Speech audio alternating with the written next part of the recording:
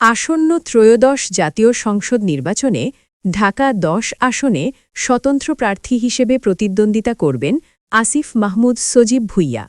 শুক্রবার সকালে নিজের ভেরিফাইড ফেসবুক পেজে তিনি এ ঘোষণা করেন এবং সমর্থনের জন্য জনগণের সহযোগিতা কামনা করেন। পোস্টে একটি ভিডিও যুক্ত করা হয়েছিল।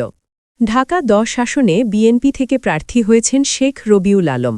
জাতীয় নাগরিক পার্টি এখনও এই আসনে প্রার্থী ঘোষণা করেনি। জামায়াতের প্রার্থী হয়েছেন আইনজীবী জাসিম উদ্দিন। আসিফ মাহমুদ এবং মাহফুজ আলম অন্তর্বর্তী সরকারের উপদেষ্টা ছিলেন। তারা প্রধান উপদেষ্টা প্রফেসর মোহাম্মদ ইউনুসকে পদত্যাগপত্রই জমা দিয়েছেন। নির্বাচন ঘোষণার সঙ্গে সঙ্গে পদত্যাগ কার্যকর হবে।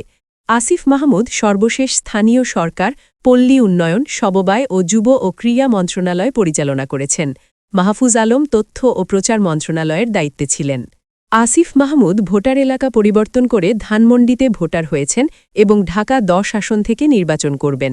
মাহফুজ আলম লক্ষ্মীপুর ১ আসন থেকে নির্বাচনে অংশ নেবেন। তার দলীয় অবস্থান এখনও চূড়ান্ত হয়নি। নির্বাচনে ৩০০ আসনে ভোটগ্রহণ হবে আগামী ১২ই ফেব্রুয়ারি।